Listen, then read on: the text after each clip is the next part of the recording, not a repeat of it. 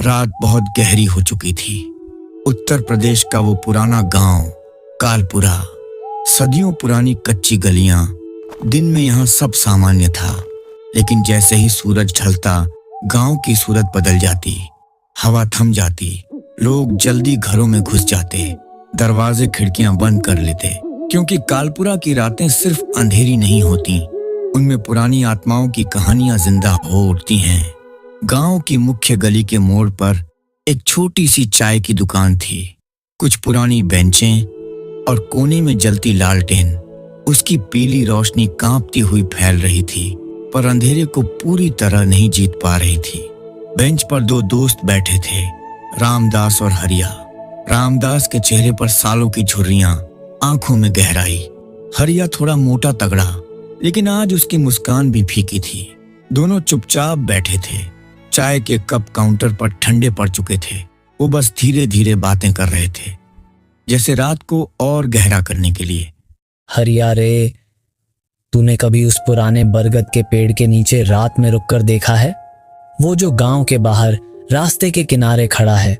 लोग कहते हैं वहां रात को बूढ़ा साया घूमता है, सफेद धोती कुर्ता पहने हुए, लेकिन चेहरा, अरे चेहरा तो काला धुआं जैसा। कोई आंख नाक नहीं, बस काला बादल। वो जमींदार का भूत है जिसकी बरसों पहले हवेली में मौत हुई थी। लाश जल गई, राख उड़ गई, लेकिन कुछ बाकी रह गया। आत्मा भटकती रहती है, जैसे कोई अधूरा हिसाब बाकी हो। हाँ रामदास, सुना तो बहुत है मैंने। मेरा चचेरा भाई लल्लन चाचा एक बार देर रात उधर से गुजरा था। बोला, जैसे किसी ने पीछे से नाम पुकारा, लल्लन। बहुत धीमी आवाज, लेकिन साफ सुनाई दी। मुड़ा तो कोई नहीं था, बस पैरों तले ठंडी हवा का एक झोंका आया, जैसे कोई सांस छोड़कर चला गया हो। उसके बाद हफ्तों तक बुखार में तड़पता रहा। डॉक्टर ने कहा मलेरिया, दवा दी, लेकिन हम गांव वाले जानते हैं वो मलेरिया नहीं था, वो साया था। लल्लन चाचा आज भी उस रात की बात करता है तो कांप जाता है। लोग कहते हैं बातें बनाई जाती हैं, लेकिन गोविंद काका को कौन भूल सकता है? वही जो शराब के नशे में उस पुरानी हवेली में घुस गया था।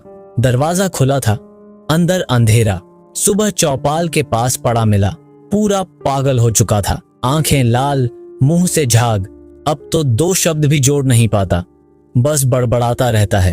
तो बता हरिया, क्या मानता है तू? भूत प्रेत सच में होते हैं या सब अफवाह? ना मानूं तो क्या करूं भाई।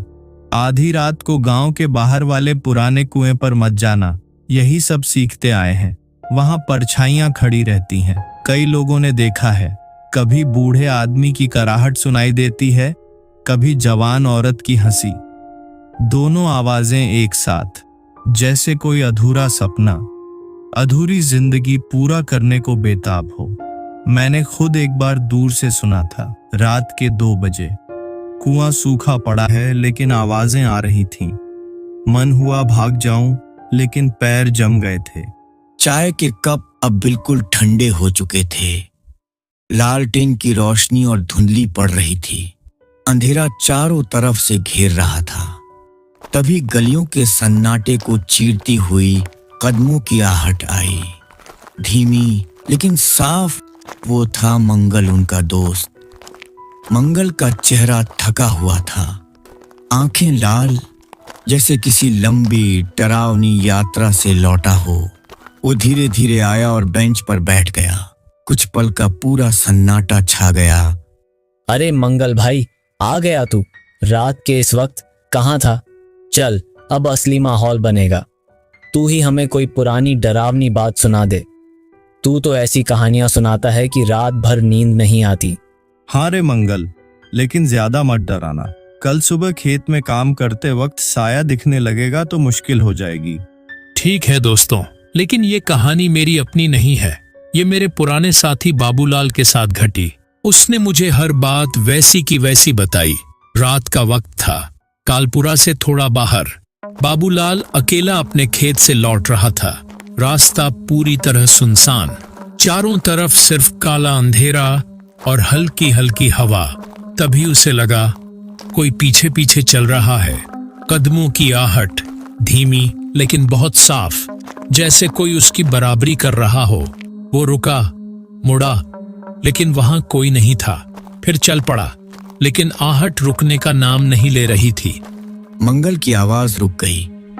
चाय की दुकान पर सन्नाटा और गहरा हो गया। रामदास और हरिया सांस रोककर सुन रहे थे। लालटेन की रोशनी अब लगभग खत्म हो रही थी। मंगल ने एक लंबी सांस ली, जैसे खुद को हिम्मत दे रहा हो। फिर बोलना शुरू किया। बाबूलाल चलता रहा। रास्ता गांव से बाहर की तरफ जा रहा था। वो पुराना कच्चा रास्ता जो खेतों को पार करके शहर की सड़क तक जाता है। चारों तरफ सिर्फ काला अंधेरा। बारिश शुरू हो चुकी थी। बूंदें उसके चेहरे पर पड़ रही थीं, लेकिन वो रुका नहीं, क्योंकि उस रात बाबूलाल अकेला नहीं था।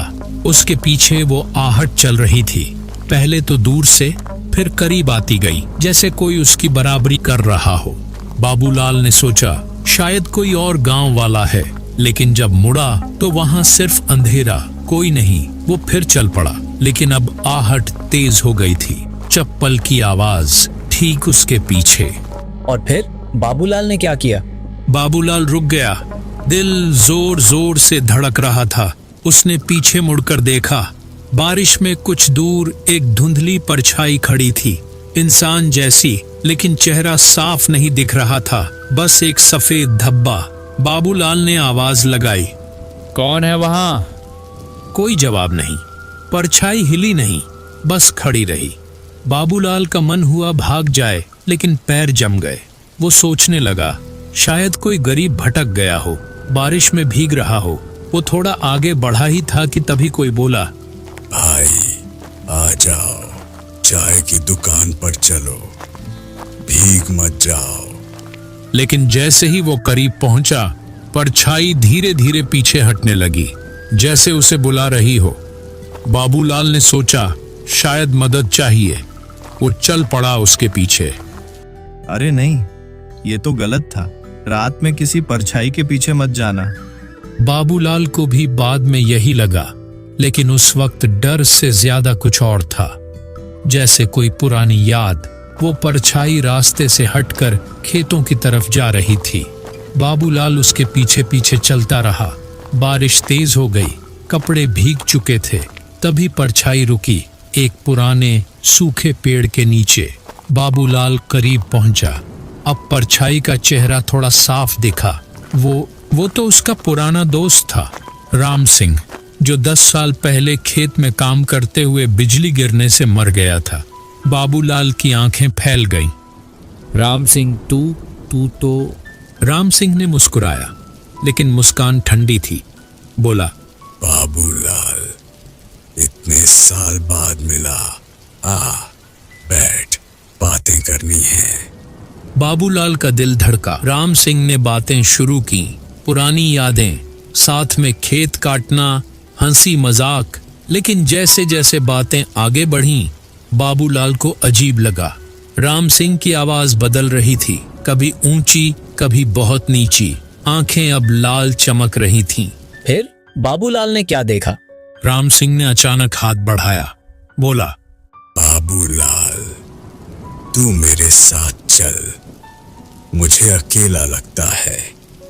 बाबूलाल ने हाथ पकड़ने की कोशिश की, लेकिन जैसे ही हाथ छुआ, वो ठंडा था, बर्फ जैसा। और फिर राम सिंह का चेहरा बदल गया। आंखें गायब हो गईं, मुंह बड़ा खुल गया, जैसे कोई काला गड्ढा। बाबूलाल चीखा, पीछे हटा, लेकिन पैर फिसल गए, गिर पड़ा। जब उठा तो राम सिंह गायब था, लेकिन अब आहट चारों तरफ से आ रही थी, ऊपर से, नीचे से, पीछे से, जैसे सारा खेत सायों से भर गया हो। बाबूलाल भागा, बारिश में ठोकरें खाता, गिरता, फिर उठता। उसका मन सिर्फ एक बात सोच रहा था, घर पहुंचना है, परिवार के पास। लेकिन हर कदम पर वो साया उसके करीब आता जा रहा था। बाबूलाल भागता रहा। रास्ता अब पहचान में नहीं आ रहा था। बारिश ने सब धुंधला कर दिया था। तभी दूर से एक हल्की रोशनी दिखी, गांव की तरफ लौटने वाला रास्ता। बाबूलाल ने आखिरी जोर लगाया, दौड़ा, लेकिन जैसे ही वो रोशनी के करीब पहुंचा, पीछे से एक आवाज आई, बाबूलाल, मत जा, मेरे साथ रहे। वो राम सिंह की आवाज थी, लेकिन अब बहुत करीब। बाबूलाल ने मुड़कर देखा, साया अब उसके ठीक पीछे था, हाथ बढ़ाए हुए। बाबूलाल ने चीख मारी और तेज दौड़ा। रोशनी करीब आ गई। वो गांव की गली में घुस गया। साया रुक गया, जैसे गांव की रोशनी उसे रोक रही हो। बाबूलाल घर पहुंचा, दरवाजा खटखटाया, पत्नी ने खोला। वो अंदर गिर पड़ा, पूरी रात कांपता रहा। सुबह तक बुखार चढ़ गया, लेकिन वो बच गया, सिर्फ इसलिए क्योंकि वो गांव लौट आया था। तो वो साया राम सिंह का नहीं था? नहीं, वो सिर्फ छलावा था। राम सिंह का रूप लेकर आया था, क्योंकि बाबूलाल को राम सिंह की सबसे ज्यादा याद थी। वो उसकी कमजोरी थी। छलावा हमेशा कमजोरी ढूंढता है, पुरानी याद, पुराना दोस्त, पुराना दर्द, और उसी में घुस जाता है। बाबूलाल आज भी उस रात की बात करता है। कहता है, अब कभी अकेले रात में बाहर मत निकलना, क्योंकि साया इंतजार करता है किसी पुरानी याद का। चाय की दुकान पर सन्नाटा छा गया। मंगल की आखिरी बातें हवा में लटक रही थीं। रामदास और हरिया एक दूसरे को देख रहे थे। लालटेन की रोशनी अब सिर्फ एक छोटी सी लौ रह गई थी।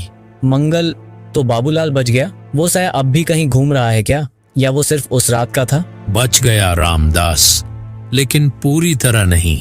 बाबूलाल आज भी रात को अकेले बाहर नहीं निकलता। घर के बाहर कदम रखने से पहले चारों तरफ देखता है। कहता है, साया कभी नहीं जाता, वो बस छिप जाता है। उस रात के बाद उसने मुझे सब बताया। वो कहता था, मैंने सोचा था राम सिंह मेरी याद में आया है, लेकिन वो मेरी कमजोरी थी। छलावा ने उसी में घुस लिया। पुरानी दोस्ती, पुरानी याद, वो सबसे आसान रास्ता होता है। तो मतलब हम सबके अंदर कोई ना कोई पुरानी याद है जो कमजोर बनाती है।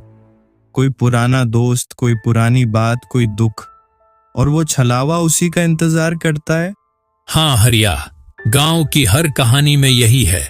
बरगद के नीचे का साया, कुएं की परछाई, हवेली का भूत, सब छलावा हैं। वो हमारी कमजोरियों को चुनते हैं। जो सबसे ज्यादा याद करते हैं उसी का रूप ले लेते हैं। राम सिंह जैसा दिखकर बाबूलाल को बुलाया। गोविंद काका को शायद उसकी शराब की आदत याद आई होगी। लल्लन चाचा को शायद कोई पुरानी बात। हम जितना अकेले होते हैं उतना वो करीब आ जाता है। लेकिन एक बात बाबूलाल ने सिखाई, जब डर लगे तो भागना नहीं, बल्कि याद रखना है कि वो सिर्फ छाया है, असली नहीं। असली तो हमारी जिंदगी है, घर, परिवार, दोस्त। जब तक हम उनसे जुड़े रहते हैं, छलावा दूर रहता है। तीनों चुप हो गए। लालटेन बुझ गई। अंधेरा चारों तरफ फैल गया, लेकिन अब वो डरावना अंधेरा नहीं लग रहा था। जैसे रात ने अपनी कहानी कह दी हो और अब आराम कर रही हो। रामदास ने धीरे से कहा, तो मंगल, आज की रात हमें भी सिखा गई। अब से रात को अकेले मत निकलेंगे, और अगर कोई पुरानी याद आए तो उसे याद करके मुस्कुराएंगे, क्योंकि वो याद हमारी है, छलावे की नहीं। हाँ रे, और कल सुबह खेत जाएंगे, काम करेंगे, क्योंकि जिंदगी चलती रहती है। साये आते जाते रहते हैं, लेकिन हम तो यहाँ हैं। सही कहा। बस इतना याद रखना, जब रात गहरी हो और कोई नाम पुकारे, मुड़कर देखना। अगर कोई नहीं दिखे तो समझ जाना वो छलावा है, लेकिन अगर कोई दिखे और वो तुम्हारा पुराना दोस्त हो तो बस मुस्कुरा देना और कह देना, भाई अब तू जा, मेरी याद में मत रह, मैं जिंदा हूँ। छलावा पीछे हट जाएगा, क्योंकि वो असली यादों से डरता है, असली प्यार से, असली दोस्ती से। रात खत्म होने वाली थी। कालपुरा में सुबह की पहली किरणें आने वाली थीं। तीनों दोस्त उठे, धीरे धीरे घर की तरफ गए। गलियां अब पहले से कम डरावनी लग रही थीं, क्योंकि अब उन्हें पता था, डर तो है, लेकिन उससे बड़ा हमारा साथ है, हमारा परिवार है, हमारी यादें हैं। और छलावा, वो बस इंतजार करता रहेगा, लेकिन हम अब अकेले नहीं रहेंगे। कहानी यहीं खत्म होती है, लेकिन कालपुरा की रातें आज भी वही हैं। बरगद के नीचे, कुएं के पास पुरानी हवेली में। बस अब लोग ज्यादा सावधान हैं, ज्यादा साथ देते हैं, क्योंकि उन्हें पता है साया तभी मजबूत होता है जब हम अकेले हों। तो दोस्तों, अगली बार जब रात गहरी हो और कोई नाम पुकारे, याद रखना वो छलावा हो सकता है, लेकिन तुम्हारा साथ वो असली है।